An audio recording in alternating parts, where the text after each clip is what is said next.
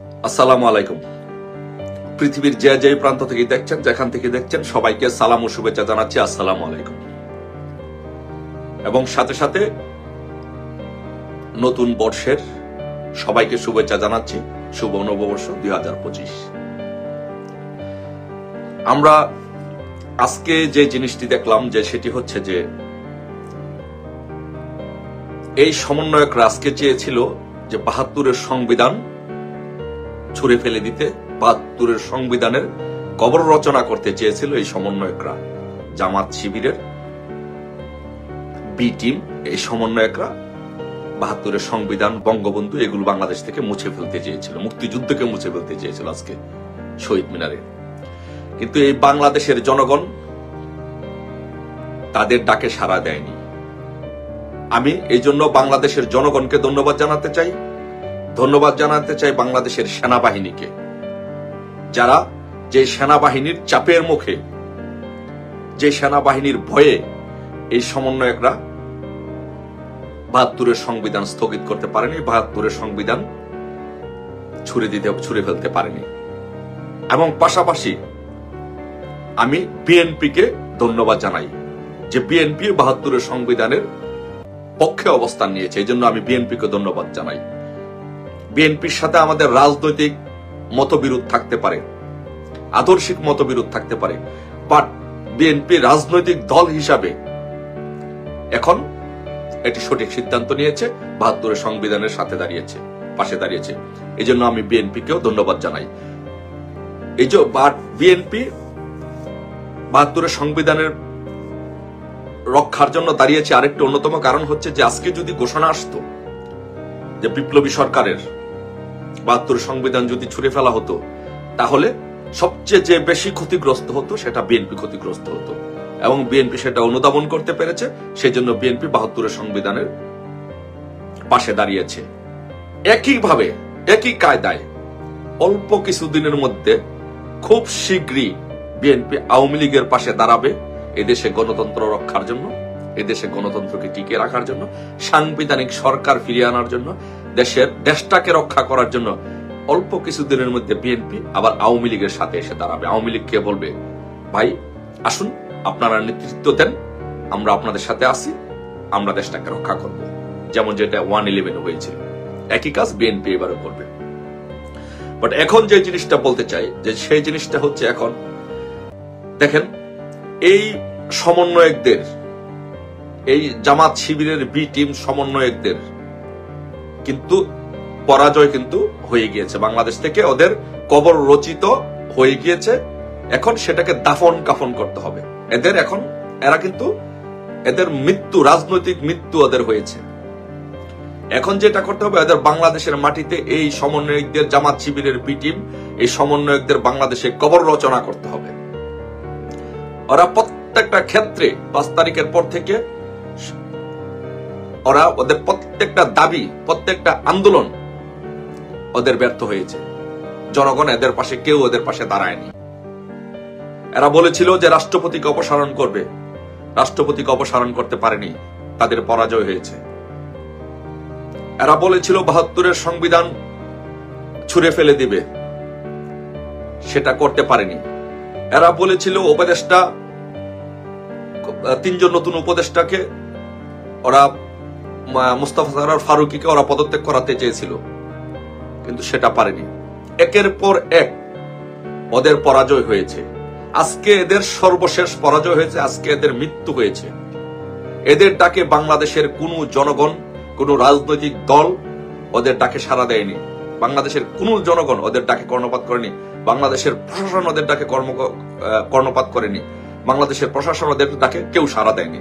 প্রশাসন থেকে বলা হয়েছে, যদি ওরা ঘোষণা করে, বিপ্লবী সরকার যদি ৭২-এর সংবিধান স্থগিত ঘোষণা করে ফেলে দেয়, তাহলে সেনাবাহিনী ক্ষমতা নিবে। এই জন্য ওরা পিছু হটেছে। তাই এদের মৃত্যু হয়েছে আজকে। এখন এদের কবর রচনা করতে হবে। তাই এখন আমি বাংলাদেশের মানুষের কাছে, বাংলাদেশের সকল মুক্তিযুদ্ধের পক্ষের শক্তির কাছে আমি একটি অনুরোধ করব, একটা স্লোগান তুলবো বাংলাদেশে। সেই স্লোগানটা হচ্ছে, গড়ে গড়ে খবর দে, সমন্বয়কদের কবর দে। জনে জনে কবর দে, সমন্বয়কদের কবর দে। কারণ এখন এই সমন্বয়কদের কবর দেওয়ার সময় হয়েছে। এই সমন্বয়কদের দিন শেষ। কারণ এই সমন্বয়করা যা করছে বাংলাদেশে, তা এদেশের জনগণ মেনে নেয় না, মেনে নিবে না। এদেশের জনগণ হারে হারে টের পাচ্ছে যে বঙ্গবন্ধু কন্যা শেখ হাসিনা বাংলাদেশের জন্য কি করেছে। আপনারা দেখেন যে এই 5 তারিখের পর থেকে বাংলাদেশে কোথাও কোনো রাস্তায় একটি ইটের ছুরকি ফেলা হয়েছে কেউ বলতে পারবেন? বাংলাদেশে কোথাও কোন একটি বাঁশের সাঁকো নির্মাণ করা হয়েছে কেউ বলতে পারবেন? বাংলাদেশে কোনো গরিব দুঃখী মানুষের কাছে 1 কেজি চাউল দিয়েছে কেউ বলতে পারবে? বাংলাদেশে নতুন কোনো বাস, ট্রেন, বিমান তো দূরের কথা, একটি রিক্সায় সরকার নামিয়েছে আপনি বলতে পারবেন? এই দখলদাররা নামিয়েছে আপনারা বলতে পারবেন? বলতে পারবেন না। বরং বাংলাদেশটাকে ধ্বংস করা হয়েছে, বাংলাদেশটাকে ধ্বংস করেছে। 5 তারিখের পর থেকে আপনারা দেখেন কত হাজার হাজার কোটি টাকা ধ্বংস করা হয়েছে। গার্মেন্টস শিল্পটাকে একেবারে ধ্বংস করে শেষ করে দেওয়া হয়েছে। এখন ইউনূস চাচ্ছে সেনাবাহিনী নিয়ে খেলতে। এই জামাতের বি টিম চাচ্ছে সেনাবাহিনী নিয়ে খেলতে, সেনাবাহিনীকে বিতর্কিত করতে, সেনাবাহিনীকে ব্যবহার করতে। বাট আমাদের দেশবাসী, শান্তিপ্রিয় সেনাবাহিনী, চৌখর সেনাবাহিনী ওদের ডাকে সাড়া দেয় নাই। ওরা জনগণের পক্ষে দাঁড়াইছে, ওরা আবারও আওয়ামী লীগের পক্ষে দাঁড়িয়েছে, আওয়ামী লীগের পক্ষে দাঁড়াবে। এখন সেনাবাহিনীর মধ্যে ভিতরে কথা হচ্ছে যে শেখ হাসিনাই ভালো ছিল, শেখ হাসিনা আমাদের পাশে দাঁড়াতো, শেখ হাসিনা আমাদের জন্য সুযোগ সুবিধা দিত, বাড়ি দিত, গাড়ি দিত, সবকিছু দিত, আমাদের জন্য সর্বোচ্চ সুযোগ সুবিধা দিত আওয়ামী লীগ। এখন প্রত্যেকটি সেনাবাহিনী বলা শুরু করেছে যে তাদের জন্য বাংলাদেশ সরকার, আওয়ামী লীগ সরকার এবং শেখ হাসিনা কি করেছে। এই জন্য বাংলাদেশ সেনাবাহিনী এখন আবার আওয়ামী লীগের পাশে দাঁড়িয়েছে। তাই এখন আমি বলবো যে বাংলাদেশে এই জামাতের বি টিম সমন্বয়কদের আজকে তাদের মৃত্যু হয়েছে। এখন তাদের কবর রচনা করার জন্য আমাদেরকে প্রস্তুত নিতে হবে, ঘরে ঘরে দুর্গ গড়ে তুলতে হবে, প্রত্যেকটি মানুষকে আমাদেরকে উদ্বুদ্ধ হবে। আমি একটি কথা আপনাদেরকে বলি, আপনারা যারা মনোবল হারাচ্ছেন, আমাকে প্রশ্ন করছেন যে আমরা কবে দাঁড়াবো, কবে ঘুরে দাঁড়াবো, কবে আমাদের ভালো হবে। আমাদের ভালো হওয়া শুরু হয়েছে, এটা তো শুধু সময়ের ব্যাপার। আমরা ঘুরে দাঁড়িয়েছি ইনশাল্লাহ, শুধু সময়ের ব্যাপার যে আমরা কখন আবার ইনশাল্লাহ আমাদের আগের অবস্থানে ফিরে যাব। আমি বলেছি যে ওরা টিকবে না, ওরা টিকে থাকতে পারবে না, সাময়িক সমস্যা হতে পারে। ধরেন আপনার যদি জ্বর আসলে সেটা 2 দিন থাকে, 3 দিন থাকে, তারপর আস্তে আস্তে কি প্যারাসিটামল খালি সেটা চলে যায়। সব বিপদ আপদ অনেক কিছু হয়, কিন্তু সেটা থাকে না। এই যে এরা সাময়িক, আপনার বাড়িতে ধরেন আপনার বাড়িতে ডাকাত ঢুকেছে, রাত্রে একদল ডাকাত যে 10-12 জন ডাকাত গিয়ে আপনার বাড়ি দখল করে ফেলেছে, আপনাদেরকে জিম্মি করে সবকিছু লুটপাট করার চেষ্টা করছে, দখল করছে। কি হবে? ভোর হওয়ার আগেই কিন্তু সেই ডাকাতরা চলে যাবে, কারণ তাদের পরিচয় কি? তারা ডাকাত। জনগণ যখন জেগে উঠবে তখন তাদেরকে মারবে, তাদেরকে পিটাবে, তাদেরকে গণপিটুনি দিয়ে মেরে ফেলবে। একইভাবে এই যে সমন্বয়করা এবং ইউনূস গংরা, এরা যে রাষ্ট্র ক্ষমতা দখল করেছে, এরা দেশের ডাকাত। এদের কোনো সাংবিধানিক ভিত্তি নেই, এদের কোনো বৈধতা নেই, এদের কোনো আইনি ভিত্তি নেই, এরা হচ্ছে ডাকাত। বাংলাদেশের জনগণ যখন জেগে উঠবে, ভোরের সূর্য যখন উঠবে, তখন এই ডাকাতরা পালিয়ে যাবে। তখন যদি এই ডাকাতরা ধরা পড়ে পালিয়ে যাওয়ার আগে, তাহলে তাদের গণপিটুনিতে তাদের মৃত্যু হবে। আর তারা যদি পালিয়ে যেতে পারে তাহলে তো বেঁচে গেল। আর তখনই আবার যে বাড়ির মালিক বাড়িতে থাকবে। মাঝখানে কি হবে? যে ডাকাতি করতে গিয়ে যে ঘরের আলমারি, স্টিলের আলমারি, এগুলো যে ভাঙচুর করেছে, ক্ষতিগ্রস্ত হয়েছে বাংলাদেশ, ক্ষতিগ্রস্ত হয়েছে বাড়িওয়ালা। একইভাবে বাংলাদেশে এই যে ইউনূস দখলদার ডাকাত সমন্বয়কারীরা বাংলাদেশকে দখল করেছে, বাংলাদেশ সাময়িকভাবে ক্ষতিগ্রস্ত হয়েছে, সাময়িকভাবে ক্ষতিগ্রস্ত হচ্ছে। যখন বাংলাদেশের জনগণ জেগে উঠবে, যখন বাংলাদেশের জনগণ, ভোরের সূর্য যখন উদয় হবে, যখন সূর্য দেখা দিবে, ওরা পালিয়ে যাবে। কিন্তু মাঝখানে ওদের যে ধ্বংসযজ্ঞ, এই ধ্বংসযজ্ঞ কিছুটা রয়ে যাবে। বাংলাদেশ ক্ষতিগ্রস্ত হয়েছে, যেমন গার্মেন্টস শিল্প ক্ষতিগ্রস্ত হয়েছে, রাস্তাঘাট ক্ষতিগ্রস্ত, সচিবালয়ে আগুন দিয়েছে, বিভিন্ন স্কুল কলেজ মাদ্রাসা পুড়িয়ে দেওয়া হয়েছে, পুলিশদেরকে হত্যা করা হয়েছে, মানুষদেরকে হত্যা করা হয়েছে। এই যে ক্ষতিগ্রস্ত গুলো হয়েছে, 5 তারকা হোটেল জ্বালিয়ে পুড়িয়ে দেওয়া হয়েছে, শাহিন চাকলাতারের প্রাণ রাফেল গ্রুপ জ্বালিয়ে পুড়িয়ে দেওয়া হয়েছে, গাজীর ফ্যাক্টরি জ্বালিয়ে পুড়িয়ে দেওয়া হয়েছে। এই যে ক্ষতিগুলো হলো, এটি হচ্ছে ডাকাতরা যখন ডাকাতি করতে গিয়ে যেমন আলমারি ভাঙে, স্টিল আলমারি ভাঙে, ভাঙচুর করে স্বর্ণ গয়নার জন্য, একইভাবে এরাও এই কাজটি করেছে।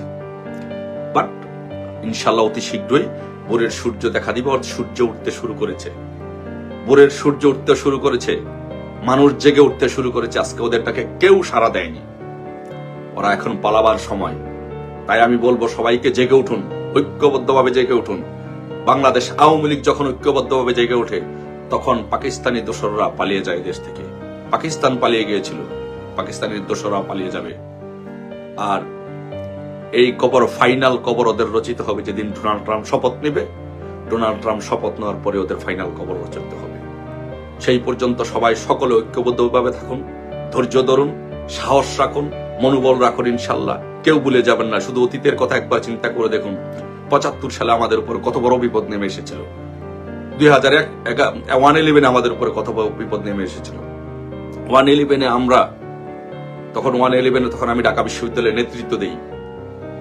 এই 111 ফখরুদ্দিন মঈনুদ্দিন সরকারের বিরুদ্ধে আমরা অল্প সংখ্যক লোক বিভিন্ন বাসায় লুকিয়ে লুকিয়ে আমরা তখন আন্দোলন করেছিলাম।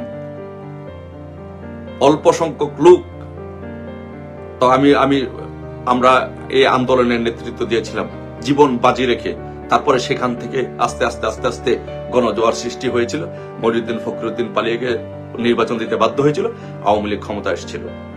একইভাবে আর সেই আওয়ামী লীগের তুলনায় এখন আওয়ামী লীগ অনেক শক্তিশালী, 1000 গুণ শক্তিশালী। তাই আপনাদেরকে সবাইদেরকে বলবো, কেউ মনোবল হারাবেন না, ধৈর্য ধরুন, মনোবল বৃদ্ধি করুন, মনোবল শক্ত করুন। বিজয় আমাদের সুনিশ্চিত। আজকে এই সমন্বয়কদের মৃত্যু হয়েছে। এই বাংলাদেশে এখন শুধু এদের কবর রচনা করার সময়। আমরা ইনশাল্লাহ বাংলাদেশে এই সমন্বয়কদের, জামাতের বি টিম ৭১-এর পরাজিত শক্তির দোসর, আলবদর আল শামসদের দোসরদের বাংলাদেশের মাটি থেকে ইনশাল্লাহ কবর রচনা করে ইনশাল্লাহ আমরা আমাদের বাংলাদেশকে আবার এদের কাছ থেকে, ডাকাতদের কাছ থেকে আমরা বাংলাদেশকে উদ্ধার করব। সেই পর্যন্ত সকলকে ঐক্যবদ্ধভাবে, ইস্পাত কঠিন দৃঢ়তার মধ্যে আমাদের থেকে সেই আন্দোলনটুকু আমাদের চালিয়ে যেতে হবে। আমাদের সকলকে একসাথে কাজ করতে হবে। ধন্যবাদ সবাইকে। সবাই ভালো থাকুন। জয় বাংলা, জয় বঙ্গবন্ধু।